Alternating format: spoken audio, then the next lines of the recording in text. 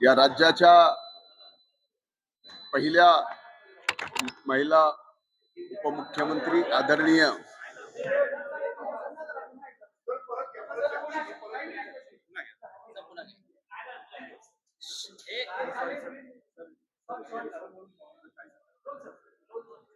काँग्रेसच्या अधिकृत पेजवरून आमच्या नेत्या राष्ट्रवादी काँग्रेस पक्षाच्या राष्ट्रीय अध्यक्षा या महाराष्ट्राच्या पहिल्या महिला उपमुख्यमंत्री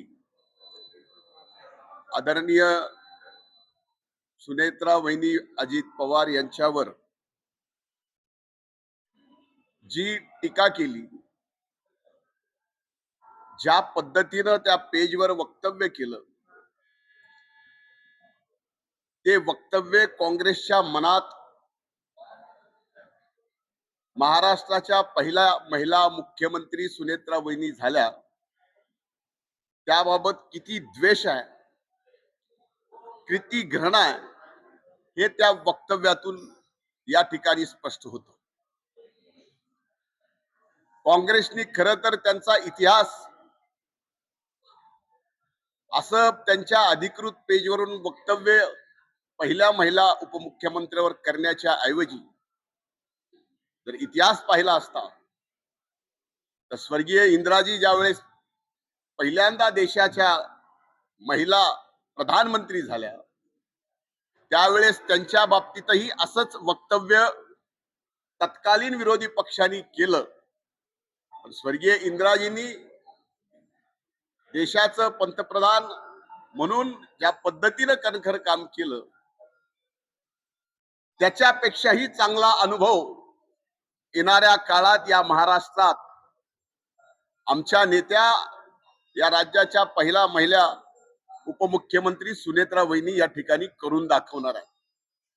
आणि तेच भीती,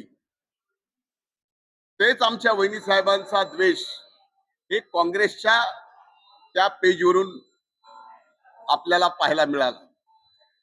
खर तर तो बीडचा दौरा आदरणीय सुनेत्रा वहिनी साहेबांचा बीडचा पालकमंत्री म्हणून होता. 24 तारखेला 5 वाजल्या, संध्याकाळी 5 पासून ज्या बैठका चालू झाल्या त्या 11 वाजेपर्यंत, दुसऱ्या दिवशी सकाळी 7 वाजल्यापासून डीपीडीसीची बैठक संपून इतर बैठका संपून अधिकृतपणे बीड जिल्ह्याच्या सर्व वर्तमानपत्राच्या प्रतिनिधीला, प्रेसला, माध्यमांच्या प्रतिनिधीला हे सुस्पष्टपणाने पत्र दिलं होतं की पत्रकार परिषद नाही तर बैठकीमध्ये एकूण जे कामकाज झालं त्याचं निवेदन आदरणीय सुनेत्रा वहिनी साहेब या ठिकाणी करतील. आणि ते निवेदन वहिनी करत असताना आपण पूर्ण जर ती प्रेस पाहिली तर लक्षात येईल, निवेदन करत असताना सुद्धा आपलं संबंध दुःख विसरून त्या या महाराष्ट्राच्या मायबाप जनतेची सेवा करायला आज उतरल्यात. आणि निवेदन करताना ज्यावेळेस दादांचे 2 कामांच्या संदर्भात विषय आला त्यावेळेस वहिनी सुद्धा अतिशय भावनिक झाल्या. मी त्यांच्याकडे पाहिल्यानंतर मला असं वाटलं की त्यांचा हुंदका बाहेर येतोय का, म्हणून त्यानंतर बोलल्यानंतर माध्यमाचे प्रतिनिधी प्रश्न विचारत होते तर मी त्यांना म्हणलं की आपण आता थांबायला पाहिजे, कारण हा प्रश्न उत्तराची प्रेस नाही. अधिकृतपणे हे सांगितलेलं आहे, हे पत्र अगोदरच दिलेलं आहे की हे फक्त निवेदन करण्यात येईल, प्रश्न उत्तर पत्रकार परिषद नाही, फक्त निवेदन करण्यात येईल. हे सुद्धा माध्यमांनी लक्षात घ्यावं. आणि म्हणून या ठिकाणी मी स्वतः प्रेसला म्हणलं की आपण लक्षात घ्या, पहिल्यांदा पालकमंत्री म्हणून आल्यात, अतिशय भयंकर दुःख पचवून त्या या ठिकाणी मायबाप जनतेची सेवा करायला आणि दादांचं सामान्य माणसाबद्दल असणारं प्रेम, त्यांच्या प्रती असणारं निष्ठा त्याचा वारसा चालवायला त्या पुढे आलेल्या आहेत. त्यामुळे आपण सुद्धा त्या ठिकाणी तेवढं थोडस भावनिक होऊन थांबायला पाहिजे होतं निवेदन झाल्यावर. पण स्वाभाविक आहे, बीड जिल्ह्याच्या माध्यमांच्या बाबतीत मी स्वतः ट्विट केलं की 90 नाही 95% प्रतिनिधी प्रिंट इलेक्ट्रॉनिक मीडियाचे अतिशय चांगलं काम करतात, फेअर काम करतात. पण काही मंडळींना मात्र बीड जिल्ह्याचं वातावरण सहजासहजी निवडू द्यायचं नाही.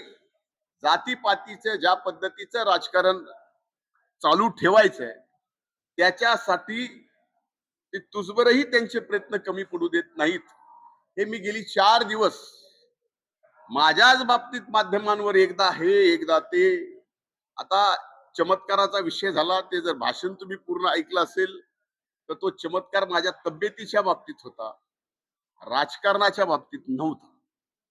दुसरा विषय शेतकऱ्यांच्या बाबतीत, तो शेतकरी वहिनी साहेब समोर असताना अतिशय जोरात असं समोरून बोलत होता. तर मी म्हणलं शांतपणाने सांगा तर वहिनी साहेबांच्या लक्षात येईल. एवढंच बोललो की माध्यमांनी चालवलं की शेतकऱ्याला मी दाब दिला. आता वहिनी साहेबांचा या ठिकाणी प्रश्न विचारला, हा प्रश्न उत्तराची प्रेस नसताना विचारला, त्यावेळेस मी म्हणलं आता थांबा, प्रेस संपली, कारण फक्त निवेदन करायचं एवढंच जर अधिकृत सांगितलेलं असताना मी थांबा म्हणलं तर ही चूक होत नाही. तर इथं धनंजय मुंडेची हुकुमशाही.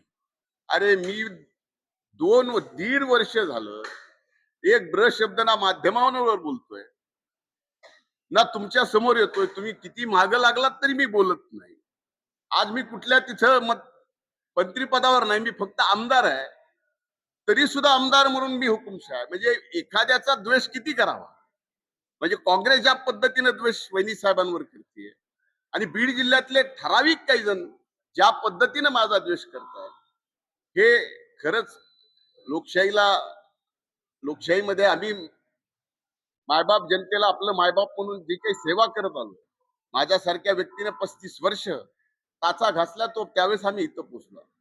पण फक्त समाज घटकातल्या एका व्यक्तीला पूर्णपणानं टार्गेट करायचं, ते एक दिवस नाही, मागं 252 दिवस मीडिया ट्रायल झालं. आता सुद्धा तेच चाललं. म्हणून माझी विनंती आहे आपल्या सर्वांना की या आमच्या भाषणाचा पूर्णपणे तुम्ही सार काढा आणि त्यातून काय तर्क काढायचे त्या तर्कावर बोला, कट करून नाही, तर्कावर बोला. माझ्या एखाद्या वाक्यावर तुम्हाला आणखीनही टीका करण्यासाठी वाव मिळू शकतो, ते काढा, त्यावर तुम्ही बोला. आणि माझी या ठिकाणी काँग्रेसला जी की पूर्णपणाने बुडालेली आहे, तिनं पेपर फुटी झालेली आहे, त्याबद्दल जर या काँग्रेसच्या अधिकृत पेजवर काही त्यांनी बोलले असते तर लक्षात आलं असतं की ज्या पद्धतीने नीटच्या बद्दल आंदोलन दिल्लीत झालं, त्या आंदोलनामध्ये काँग्रेसनी आपला जो रोल प्ले केला तो खरा का खोटा हे झारखंड बद्दल काहीही न बोलणारे काँग्रेस. नाही, या बाबतीमध्ये आमचे वरिष्ठ नेते आदरणीय कार्यकारी अध्यक्ष प्रफुल्लभाई पटेल, आदरणीय तटकरे साहेब, सन्माननीय पार्थ पवार, हे सर्वजण पाहतायत. त्यामुळे यात काही अडचणी आहेत अशातला काही भाग नाही.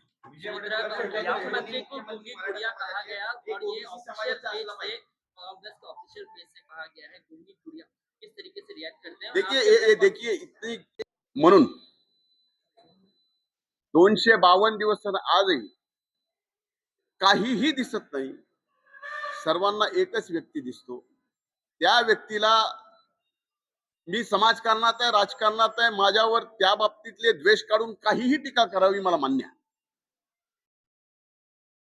पण टीका माझ्या मुलाबाळापर्यंत, टीका अगदी माझ्या मातीला घाण म्हणण्यापर्यंत, ज्या मातीत मी लहानाचा मोठा झालो त्या परळीला, त्या जिल्ह्याला बदनाम करायचं.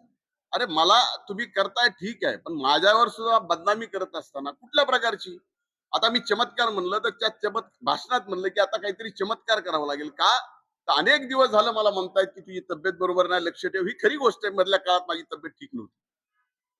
म्हणून मी म्हणलं की आता चमत्कार दाखवायची वेळ आली की एखादी सभा अशी घ्यावी आणि आपण चमत्कार दाखवावा आणि आपलं शर्ट न बोलता शर्ट काढून आपली तब्येत दाखवू. हा सार माझ्या भाषणाचा होता. पण त्यात टीका काय केली, झालं काय, विपर्यास केला. काय चमत्कार करणार आता, धनंजय काय करणार आता, जय महाराष्ट्र करणार का, काय करणार, अरे काय, एखाद्या माणसाने जगावं की मरावं. तुम्हाला चांगलं वाटतंय, माध्यमांना दाखवायला चांगलं वाटतंय, टीआरपी वाढतंय म्हणून एखाद्या व्यक्तीच्या, माझ्यासारख्या संवेदनशील व्यक्ती, माझ्यासारखा, मला मला माहित नाही की माझ्यासारखे इतके अतिसंवेदनशील व्यक्ती समाजकारणात राजकारणात आहेत का नाही, असतीलही, पण ह्या गोष्टी सहनशक्तीच्या बाहेर आहेत. किती दिवस सहन करावं. अरे आज 350 दिवस झालं मीडिया तुम्ही ट्रायल करताय, मला एकट्यालाच टार्गेट करताय, खाली नेतेही माझ्यावर टार्गेट करतायत. अरे माझी काय भीती आहे, मी इत्तू सायम आहे, इत्तू इत्तू सायम आहे, क्या है मेरा. म्हणून मला संपवण्याचा ज्या पद्धतीने प्रयत्न केला जातोय, त्याच्यासाठी जातीपातीचं राजकारण जे केलं जातंय आणि एकाच समाज घटकाला या ठिकाणी बदनाम करून त्या ठिकाणी जे केले जाते ते माझ्यासारख्यानी आजपर्यंत जीवनात कधी जात पात धर्म न पाळता, कधी अंगाला शिव पण दिलं नाही, न पाळता काम करणाऱ्या व्यक्तीला जर असं मी जातीचं करतोय, मी फलानं करतोय, हे जे चाललंय, त्यामुळे मी मी उद्विग्न होऊन माझ्या मनातलं बोललो की अशा परिस्थितीत आज जे काही राजकीय सामाजिक परिस्थिती निर्माण झाली, त्यात खरंच आपण सूट होतो का, हा विचार माझ्या मनात आला, म्हणून मी ते व्यक्त झालो.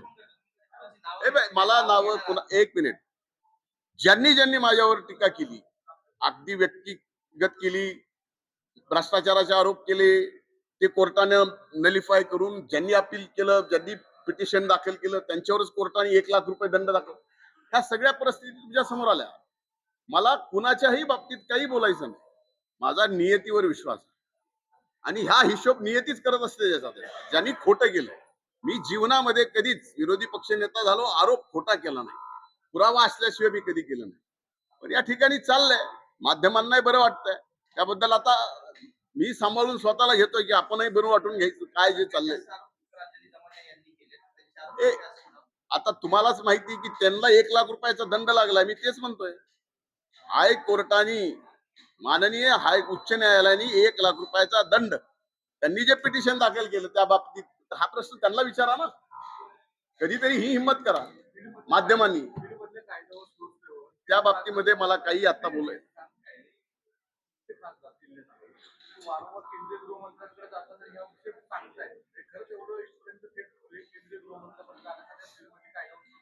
हे बघा, आज या बाबतीत मला काही बोलायचं नाही. येणारा काळ हे दाखवून देईल.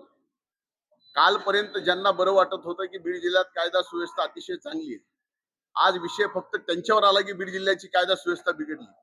हे जे दुट्टप्पी चाललंय ते कुठेतरी बंद व्हायला पाहिजे. हे आम्ही बंद करू शकत नाही, आम्हाला काय या बाबतीत बोलायचं नाही, माध्यमांनी हे बंद करावं. आणि माझी हात जोडून विनंती आहे की माध्यमांना सुद्धा, हे बीड बीड परळी बीड हे जे बदनामी चालली, आम्हाला काय करायचंय ते करा. आता आम्हाला आमच्या मला तर गमवण्यासारखं काय राहिलेलं नाही, त्यामुळे काय माझ्या व्यक्तिगत करायचं करा, माझ्या मातीला बदनाम करू नका. धन्यवाद.